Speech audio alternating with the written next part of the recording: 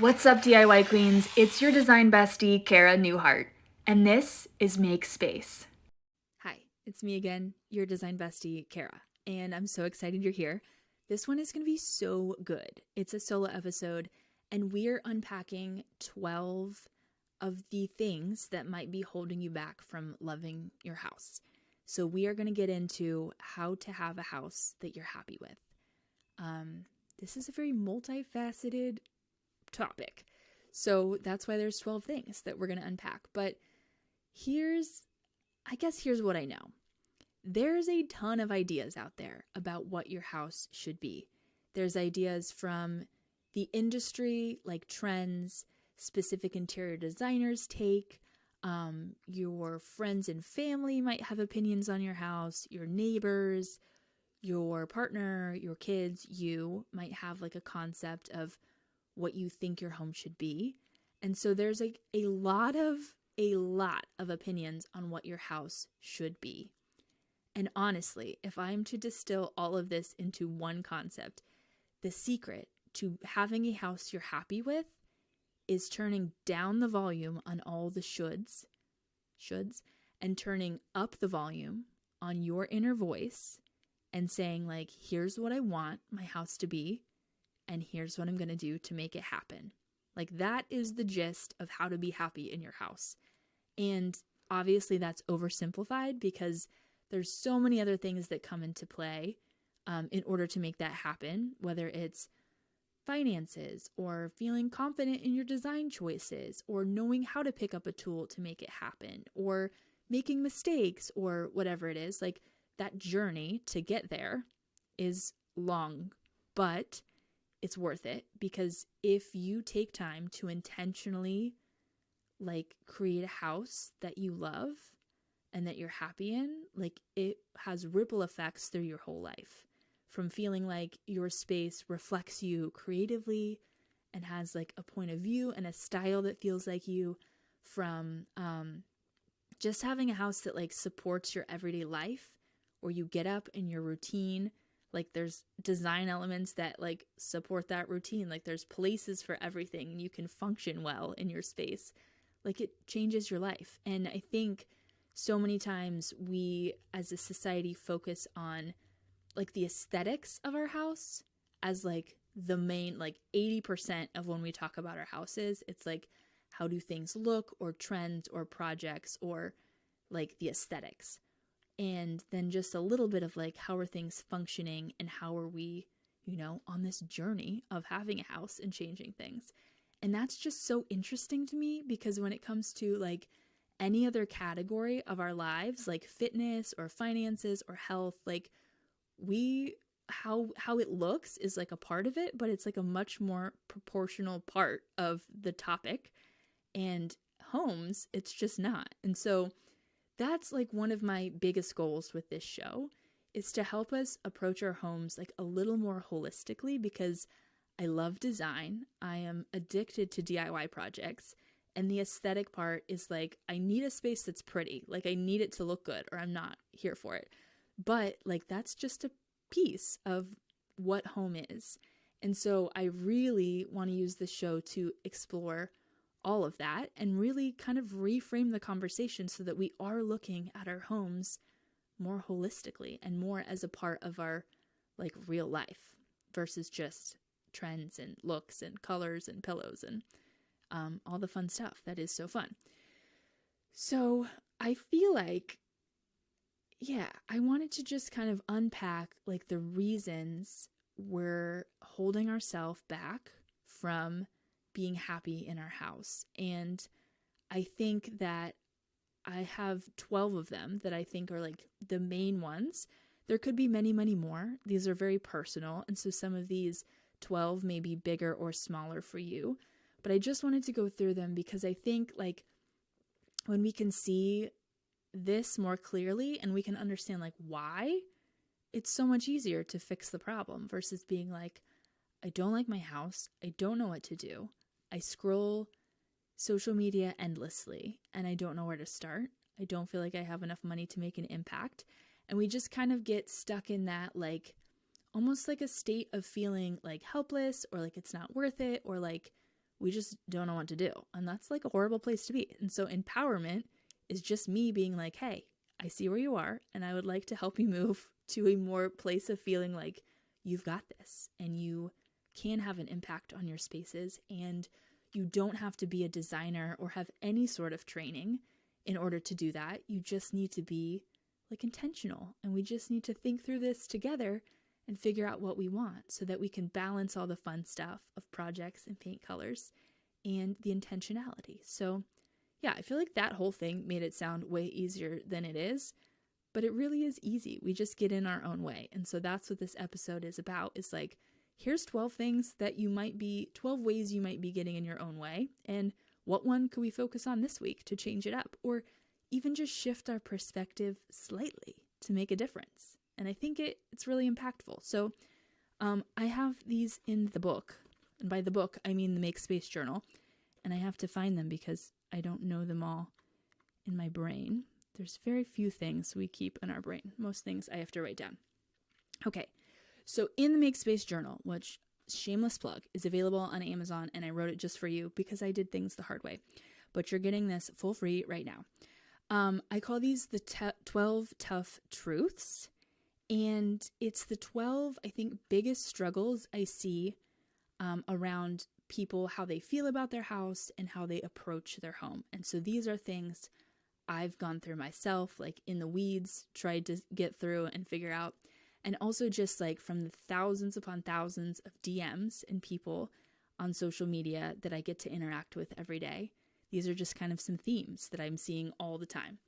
So these may not all be your truths, but like think about the ones that feel maybe a little bit like a gut punch or like you're being called out, because that's probably something we need to focus on. So this feels like a fun like book reading, like you're all here and I'm reading you a story. It's not a story. Okay, number 1 is on aesthetics. So this one says, the way your house looks is never more important than how it feels and functions. In a world where almost anything can arrive on your doorstep in just 2 days with free shipping, things that are just pretty are becoming uninteresting. Curating well-functioning, purposeful, and great-feeling spaces is the real goal. So this one is, I think, where many of us start, especially when we decide to get serious about our house and home decor. We start with the way it looks. And for so long, I was trying to curate a space that looked a certain way because I thought that if I achieved that, it would make me feel a certain way or help me like be a certain kind of person. So for me, like creating a space that I thought looked how it should look was going to like set me up for success to be like the person I wanted to be. And I talk about this a lot when I talk about like, you don't actually want your dream home. You just want the version of you that lives there. Like you want a bigger kitchen because if you had a bigger kitchen, you could cook more and you could be the mom that cooks more. Or if you have a spare room, you could have a home gym and you'd work out more. So like obviously there are tangible things about our house that maybe having a different house would be better. Like there's having more space, maybe you just want more space. But there's a part of that, like wanting something different, that is like, I want to be different. So I don't just want to live in a different space. Like I have a dream version of me that lives in that dream home. And she's different. She's like who I want to be. And aesthetics, I think, is just like the easiest way to see it. Like it's the easiest way to visualize something. And so aesthetics, like wanting things to look a certain way, is not wrong and it's not bad. It's just a smaller piece of the puzzle than a lot of times we make it out to be. So this was the hardest one for me, like so many times. And I think I also learned this the hard way from like being on social media and sharing my house over the past 4 years. Well, houses, because we're on like the 4th house I've lived in, because I apparently love moving. 4 years later, yeah, I've lived in 4 houses. Like I can't commit. So that's a whole other thing we have to unpack. But yeah, I feel like I've learned this the hard way because there's so many times when I was doing projects or I was shooting content for like a brand collaboration, and I was literally like styling things for a photo to get it out in time. And this is my favorite when influencers do like the perfect space and then you pan over in the corner and it's like dumpster fire, like piles of things and so horrible. That's what my house looked like pretty much all the time. And I mean, I feel like I did a pretty good job of sharing the real parts, you know, like I would do like a messy house tour where randomly I would have to drop everything and just like show everyone my actual house exactly how it was, wasn't allowed to touch anything. And we had some good laughs. Many people were horrified for me, understandably, like things were rough. So I tried to balance that. And I feel like it wasn't necessarily that I was trying to like put on an image of perfection. It was more for me, like I was exploring the art of it, right? Like I was exploring like a vignette or curating like this space for a photo and styling it like art. I think for some people, the struggle really is more on the like putting out an image of perfection and showcasing your life a certain way and telling that story. For me, it really wasn't about that. My struggle was more like, I don't know, just, yeah, I think wanting things to look a certain way, but I definitely shared like the, you know, mess too. So it's like, if I wanted it to be perfectly curated, we would have just left that part out. But yeah, I don't know if that's resonating well with everyone, but I think all that to say, I learned the hard way that like aesthetics for aesthetic's sake are not enough, because number one, I had a perfect piece of my house and then the rest was a mess, and it just wasn't like sustainable, and it wasn't like I couldn't live there. Like my house literally felt like a museum sometimes. It's like, don't touch anything because we have to keep it there for the photo shoot. So yeah, I feel like I learned that in a more like concentrated way, more intense way, but I think it's true for everyone that, you know, setting things up or refreshing a space, like we think of before and after, and it's not a before and after. Like those are just two snapshots along a full journey of evolving our house over time as we change and as our needs change. So that's that one. So I would say that's probably the biggest one for many, many people. Okay, number 2. This is about self-care. And so if you're not being intentional about setting up your home to support what the best version of you needs, you're missing out on being supported by your spaces. Space care is an essential form of self-care. I love the self-care trend, revolution rather, let's call it a revolution over a trend, of just the intentionality around taking care of yourself, like creating space for bubble baths and snacks, and sometimes sitting around crying, if like that can be self-care too. It doesn't just have to be like the glamorous stuff. But the way it was explained to me at one point was that it's kind of like a target, right? Your whole life. And in the middle, you have you, like the things that you can control about you. So your fitness, your health, what you're putting into your body, how you're moving your body, how you're taking care of yourself, skincare, all of that stuff. And then the next ring out is like your family, so the people that are close to you. And then the next ring out is like your environment, or it can also be like acquaintances. And so when it comes to mental health and self-care, like you have the most control over that inner ring. And that's the part that needs supported first, because as you work your way out to the circle, like you're not going to be able to take care of your house if you're not in a good place and you don't have the support you need for your mental health, or you're not able to take care of yourself. So like that is number 1, is that inner ring. But then as you move outward and we start to say like, okay, how can I set up my environment that supports me?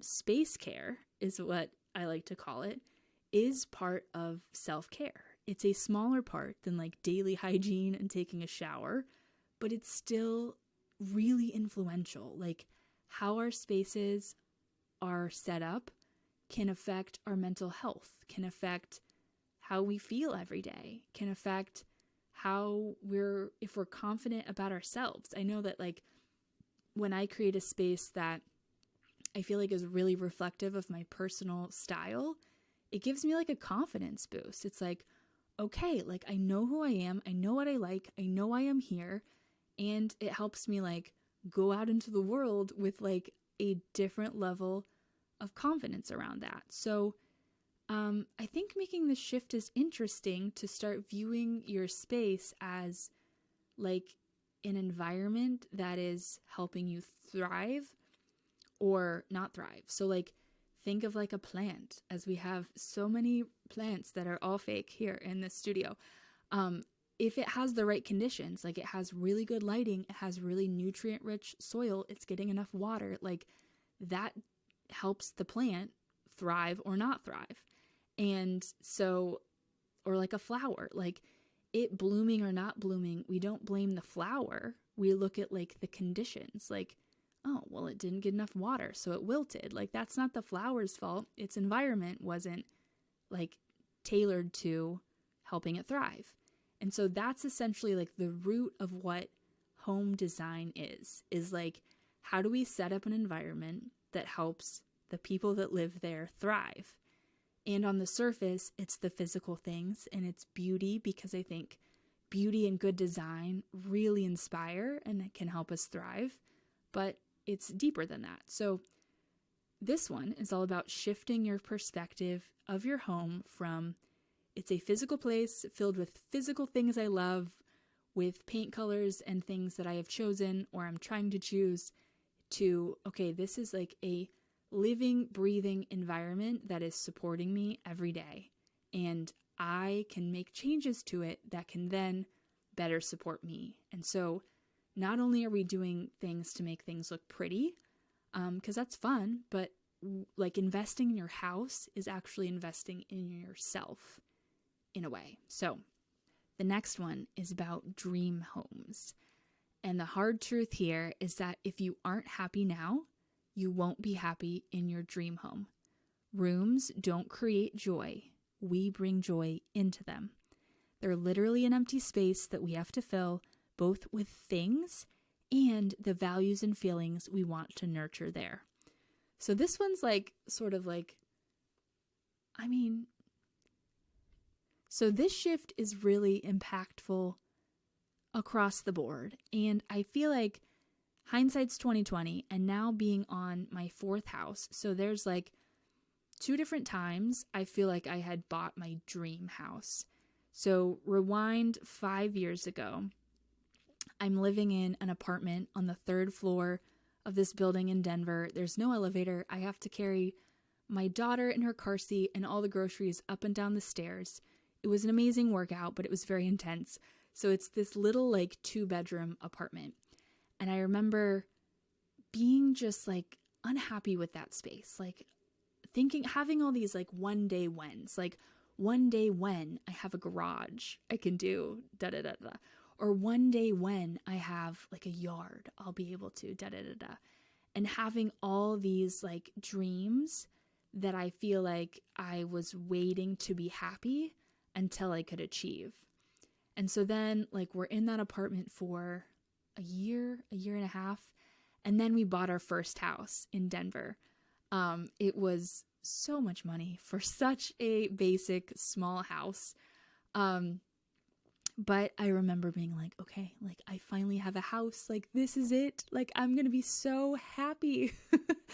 And then it's like, it's funny how you like level up and then all of a sudden it like starts again. It's like, okay, well now I have a garage, but it actually, there's only 2 cars. And now I'd really like another one for a space for a workshop because I've started doing all these projects with tools. Or we have a yard, but it's like this 10-foot by 40-foot alleyway. And so it's not like a real yard, and I want a pool, and I want like, it's like there's just so many other things that I wanted that were not on the original list. And first of all, I think we shouldn't shame ourselves for that, because I think this is just like a natural thing to always like want to expand and want to grow and want to become better. So just because we've like leveled up and we see like what could be next for us, it's not to say like don't have dreams and you should just be happy exactly where you are and stay there and not want anything. It's to say like happiness is not linked with that process of like leveling up and expanding and going for different goals or having different dreams. Your happiness should be linked to now, like what's happening right now. This is like a life lesson, but it's hard. Like that is very hard because I feel like, especially in America, when things are very capitalist and very like materialist, and we have like the American dream, which is like a checkbox of all these things you're supposed to have or do or be in order to be happy. Like we're kind of set up for failure in that way. But I think the sooner we're able to unlink our happiness with our dreams of what we want, especially tangible physical things that we want, and realize that those are not connected in a direct way where like we get what we want and then we're happy kind of thing, the easier it is to be happy. This one took a lot of thinking and a lot of years of trial and error, and honestly a lot of like going through the experience of like not having something, getting it, and then being like, wait, I'm the same person that I was before when I wanted this thing. It was also with like social media. I remember having like 10,000 followers on Instagram and like hitting that number and being like, wow, like this is amazing. There's so many people. And then it like the next day it's like, okay, but there could be even more. And it's like with each big milestone I hit, like 50,000, 100,000, 200,000, it never felt like enough because there was always more that I could get, or there was always people out there I saw with more. And so that's what contentment truly is, like with our spaces and with what we have. It's saying like, I could always have more. There will always be more available to me. I have a long path in which I can grow and achieve more. But right now, in this moment, with what I have, I'm happy. And I say that as if I'm a wise sage that knows how to be happy right now. But listen, I'm still on this path, like right there with you every single day. But yeah, that's just kind of about dream homes. Okay, the next one is about home hate.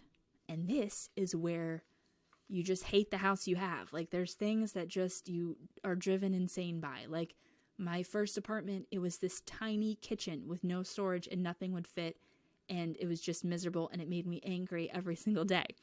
But this is, if you're being unkind to your home and hating how it is, you're probably being far too unkind to yourself too. The carpet that you hate is not the only problem. Your negative self-talk is spilling over into your critique of your spaces.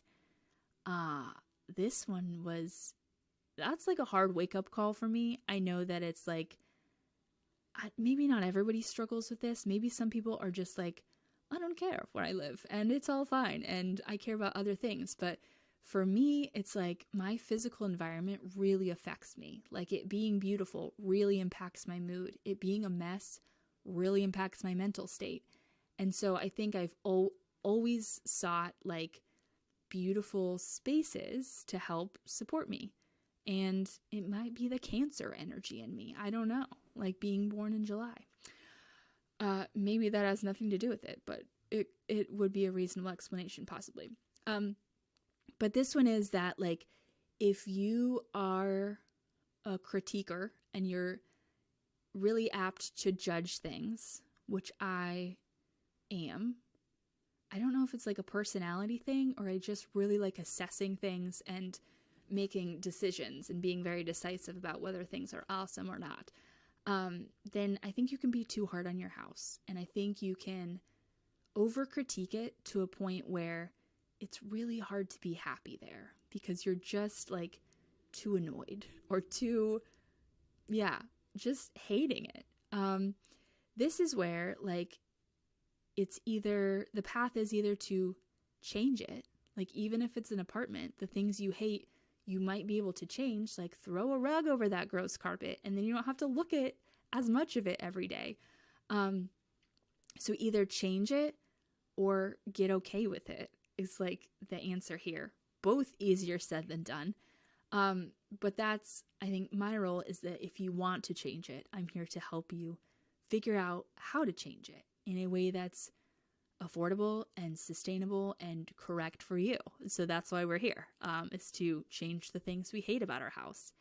And if you're the kind of person that can be like, I hate it so much, but I'm going to just pretend it's not happening, that's amazing. Like, can you tell me the secret to being able to ignore things that you hate, like red carpet? Because I would like that.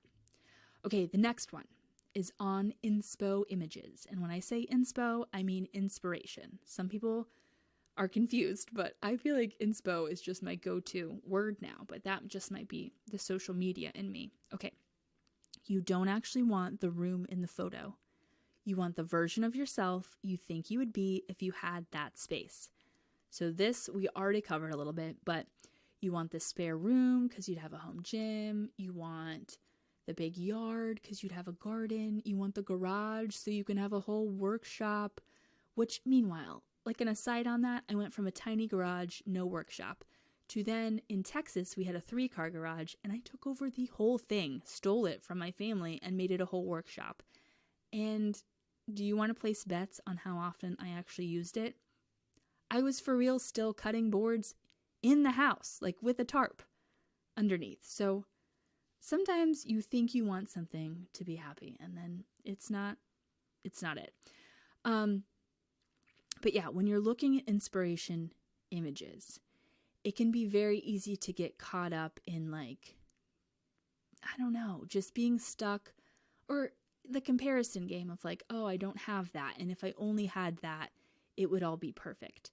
But I think rather using inspiration images not to show you what you want or what you should do, but to show you what's possible, or even just inspire you to be like, wow, that's something I've never seen before. How can I take an element of this I like and turn it into a project in my own house? So using inspiration images to actually inspire you versus to prescribe what trends or things you should do in your house. And some people don't struggle with this at all. Like literally some people are just inspired people and they find inspiration wherever they go. And others of us struggle with comparison when we see a pretty space. And there's also something to be said about like respecting art for what it is, even if it's not for you. Like there's some spaces, for example, like lime green spaces with like dark colors. I'm able to look at that and appreciate the art and the design of it and still be like, not for me. I don't want that in my house. Do not paint my walls black. I will not survive in a cave. But I look at it and I'm like, wow, like that's beautiful. And the way they combine things is beautiful, or the different elements are beautiful, or like what a strong point of view. And so I think viewing inspiration as art and being able to have that like art appreciation for it, and instead of like making it mean something about your house specifically. Okay, next on magazine-worthy rooms. And this is something I learned the hard way from being a team of one person having to shoot all kinds of crazy, wild photos that are like magazine-worthy, pin-worthy. It usually, for a magazine, it takes a team of experienced people and literally thousands of dollars of equipment to create one still photo of that space. Just one photo. So comparing your room to that room is literally ridiculous. Not only that, not only is it like professionals and professional equipment, it also is like a lot of these shots are done from a perspective that you would never actually be in if you were in that room. So the best example is like if you're taking a shot of a full room, like a photo of an entire room, sometimes as the photographer, you're going to be pinned into the corner, crouched with your arms, your elbows pulled in so they don't get in the shot, and like hiding behind the plant so you can like shoot out and take a picture of the room and have the right angle, right? So it's like the angles that we're getting in magazine photos are like half the time not even real like point of views that you would have if you're walking around the house. You're never going to get crouched in that corner to look at the room that way. So when you're designing as an everyday person who lives there, you're designing for your eye, for how you actually see things, not for how the picture makes it look. So giving yourself permission that magazines the photos are just a certain point of view. Like they're there for inspiration. They're there to help you see things differently. They're not there to copy and paste into your space. And once you allow yourself that freedom, it's so much more fun. Like, so much more fun. Okay, next. On other people's opinions. This may be controversial, but I'm 1,000,000% behind the fact that the only people that get to have an opinion about your home are the ones that live there. Period. Like, that's it. If you don't live in my house, you can tell me what you think, but you don't actually get to have an opinion, and I don't have to care. I may care, but I usually do not. I feel like I'm clearly jaded from putting my house on the internet for 4 years, right? And having, no matter what I do, like no matter what space I make, there are people that love it and are so kind and are so excited and are so encouraging. And there are people that hate it. And a space that took me 2 months of blood, sweat, and tears, like literal, to make, people are ripping down in 5 seconds with a comment about how they hate it so much and they like it better than before. They liked it better before, and the 80s called and it wants their gold back and blah, blah, blah.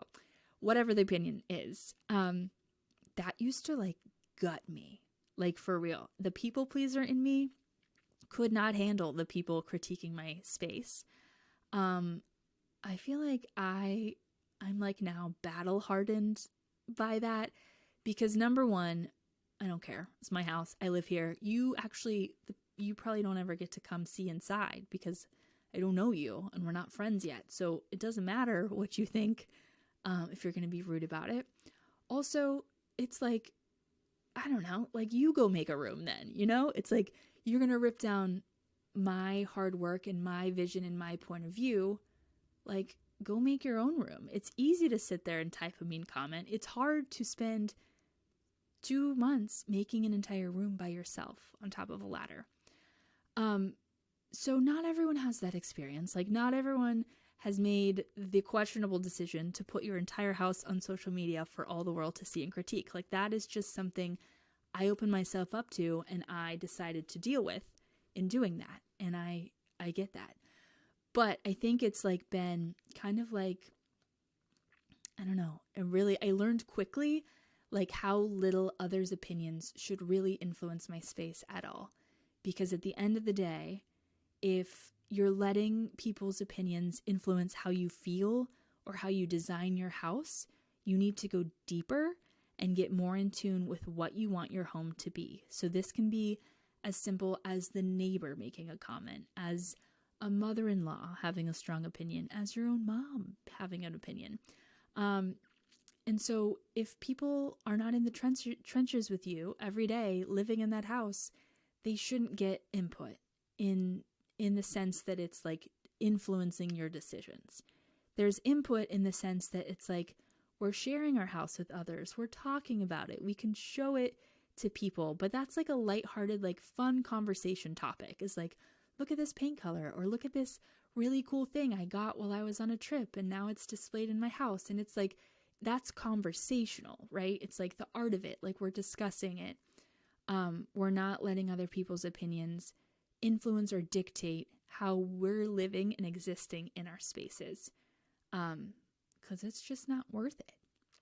But that one can be really hard, like really hard. Because I think, especially when you don't know what you're doing, whether you're new to design or you just aren't confident in your decisions, having other people weigh in can be really influential when you're unsure.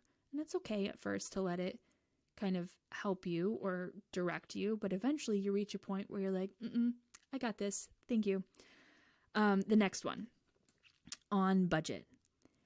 You do not need a bigger budget to create spaces you're obsessed with, because you don't actually need more money. you actually need more creativity.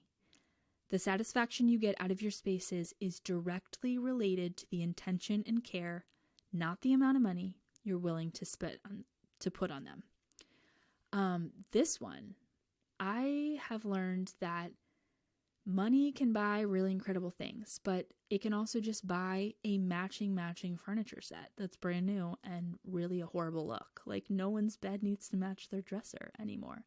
Unless it makes you happy and you really love it, then you should get it. But I think that for the most part, when we look at our houses, we think we're lacking money. And sometimes we are. Like, depending on your financial situation, money could be a real, actual obstacle for you. And I'm not trying to discount that in any way. But I am saying that a lot of the problems that we think can be solved with just more money actually could be solved better with more intentionality and more creativity. Like being more thoughtful about what we're doing and being more creative about finding solutions that are very effective and very beautiful but not expensive is a better approach. Like, to have that be our first go-to plan, and then, then more money. So if you're like, I don't have enough money to have my dream home, like I need so much more money, I would challenge you. It's like, that's phase 2. Unless you have exhausted all resources and been so intentional about your space and literally tried everything creatively, then you can say, I don't have enough money. But if you haven't tried creativity and intentionality first, you're probably not facing a money problem, which is encouraging because it means that it doesn't have to cost a lot of money. Like, we could save that money for other things like magical vacations or food or whatever it is that you want to use your money for. So that one I learned the hard way too, by having no money to spend on my house, which is really why I started DIY in the first place. Was like, we bought this house and there was no budget, and I was like, okay, I will just teach myself how to do all this stuff so I can make it mine. Okay, following that up with a very related one on creativity. Believing that you can't create gorgeous, polished-looking spaces because you're not a professional, you don't know where to start, or you're quote-unquote not creative is a lie. The creative process is a journey. Creativity takes practice, and making truly beautiful spaces you love is absolutely possible for you. You just have to take some time to nurture and cultivate your creative voice. So this one, I feel like I hear all the time. I'm not creative. I don't have an eye for design. Listen, all you have to do is look at my first house. I'm super creative, and I always have been my whole life. But my first house, some of the spaces were truly horrible. Like, not quite Trading Spaces bad, but like real bad. Like, you remember some of the old Trading Spaces episodes where it's almost like they turned a room into like a movie set, and it's like, is it livable? Like, I don't know, they painted the windows shut, they ripped up the carpet, and now it's concrete just for like the look and feel and vibe for it to look a certain way. Some of my early spaces were truly terrible. And so the thing is, like, I needed more creativity and I needed more practice, because creativity is a journey and it's like a muscle. If you don't do push-ups, you won't have muscles. I mean, that was like an oversimplification. If you don't work out and sculpt things and grow your muscles and have a whole fitness plan, you might not look sculpted like you go to the gym every day. I feel like I'm explaining this terribly. Cut that part. Let's start again here. Just like fitness, if you don't have a dedicated fitness routine to achieve specific results, you're not going to get those results. Like, you're not going to have 6-pack abs if you just sit on the couch all day. Like, that's not how it works. And same with creativity is, if you don't exercise your creativity and you don't practice being creative and trying things, and it's like, you're just not gonna have that skill. So instead of being like, So the shift here is that you're not born with it or not born with it. It's something you develop and nurture. And some people may have had experiences that helped them develop and nurture it more, such as going to art school, such as having art class through elementary school, such as having that as a natural thing they want to pursue. But the reality is that that was something that they honed and they practiced. And if you haven't put in the work to hone and practice your creativity, you might not feel creative. And so it's very freeing again, because it's like, okay, well, let's just practice. Let's just practice and we will get there. Okay, we have 3 more. Next, on clutter. Your home is an outward expression of what's happening in your inner world. If it's messy out here, it's probably feeling scattered or unfocused inside too. Clutter is not inherently negative. Like sweat during a workout, clutter is a byproduct of a lived-in home. A clutter-free home is not a badge of honor. An effective system to manage how you deal with clutter in your spaces is the real win. Okay, so this one, dealing with clutter, you just need a system. If you don't have a clear process for how things get processed, put away, and moved around in your home, they're going to pile up in areas they're not supposed to. And if your home isn't designed to make it easy to process your things or deal with your things or manage your things, whether it's shoes or clothes or knickknacks, it's just not going to work. In the journal, I have a whole process about how to deal with clutter. I'm not a professional organizer. I have a couple episodes with actual professional organizers. They are so good. I am totally ADHD, kind of like a dumpster fire. Things are usually everywhere. And so I have to be very intentional around managing clutter, and I have to have a very clear process and make myself do it, because it's not something I'm naturally good at, being organized and picking things up. I get something out and then get distracted and wander off and leave it. So this is not an easy process for me. So in the journal, we walk through kind of some things that could help if you're with me, but it's approachable. It's by no means glorious rainbow colored bins or acrylic organizers or super satisfying before and afters. That's not my version of dealing with clutter. I pretty much just have set up my spaces in a way where I can accommodate for the fact that I'm naturally not great at this. We have baskets that we stash things in so that things are organized-ish, but mostly just the mess is out of sight and it's put somewhere where I know I can find it, but it's not perfectly organized or labeled by any means.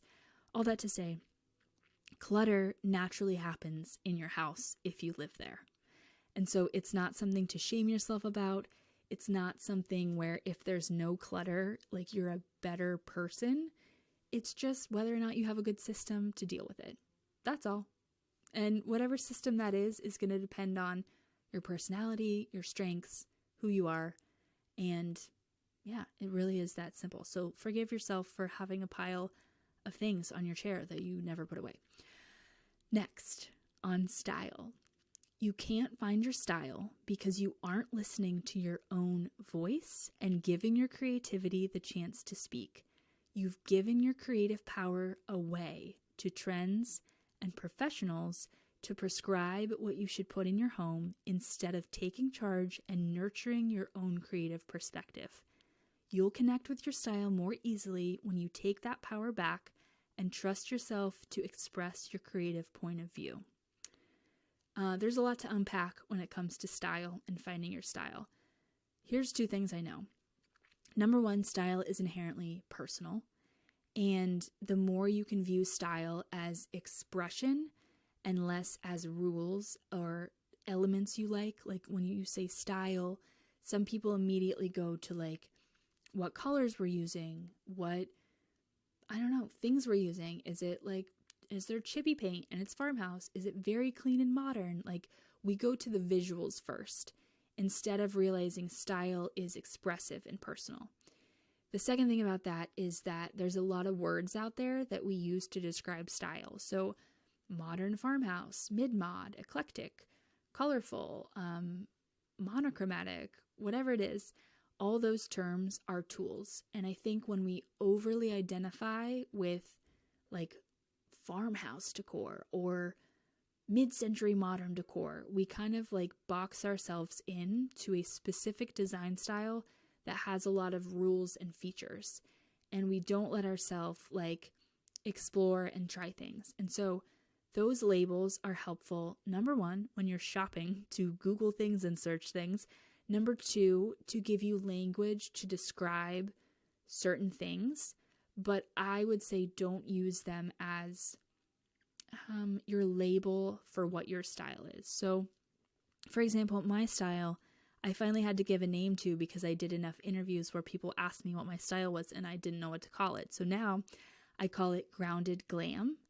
And it's like a lot of plants, a lot of natural tones, very grounded, and then glam, like a lot of bougie stuff like gold and up-leveled, polished looking things. So that's how I describe my style. But there's a lot of pieces from like vintage to eclectic to modern to mid-century that can fit in that style because it's me, right? So give your style a name that you made up and you view it as you and your creative perspective.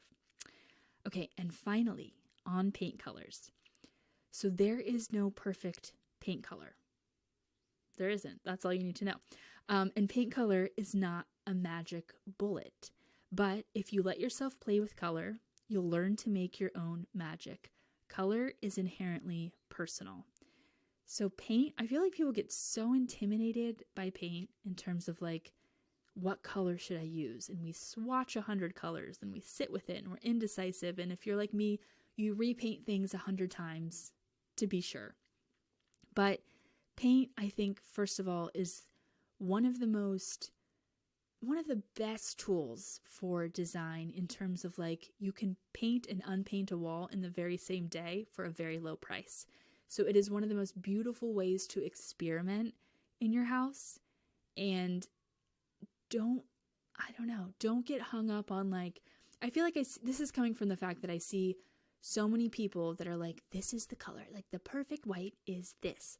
And people get very attached to the names, and there's like paint trends, and there's like all these rules about paint and like color and what you should do. But paint colors should be freeing and experimental and fun.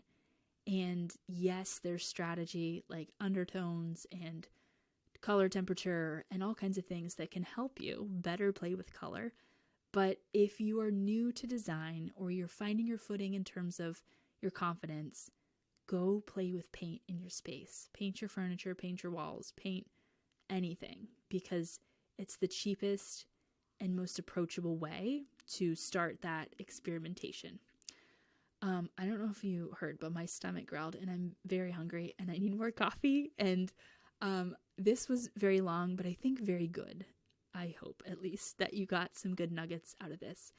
That is like being happy with your home in a nutshell. It's like the 12 things everyone struggles with the most and how to think about them a little bit differently. I hope there was at least one in here that like resonated with you and hit you. If not, I hope you were entertained by my embarrassing and weird stories. And but seriously, I really hope this helped you shift your perspective on taking charge of your home, because I really want you to know how powerful it is when you actually do that and how it can really change your whole life, which sounds so ridiculous and dramatic and inspirational, but it literally can. Like, having a home that supports you makes your life better, and it is within reach in more ways than one. It's up to you what that looks like. So yeah, if you like this episode, you should come over on Instagram and we should talk about it there. You can come to Make Space Pod and DM me. I will be there. Or you could share it in your story if you really want to. Or you could send it to a friend. That would mean a lot to me if you had somebody that you think this would help and you shared it. That would be amazing.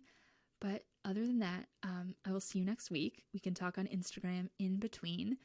Let me know your thoughts, your feelings, your feedback. If you have an amazing guest that you think I should interview, I'm open to all the suggestions, and I love hearing from you. It's so special when you let me know what you thought, or you have really good insight into like something I said, because then it's like a conversation.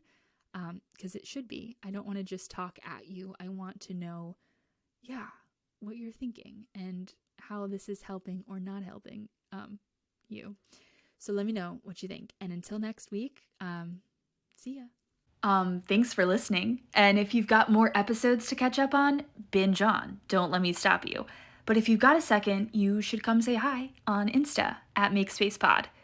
And if you're an overachiever, you can also leave a review and I'll love you forever. If you're new here, hit that follow button to officially become a DIY queen and join all the amazing humans tuning in every week.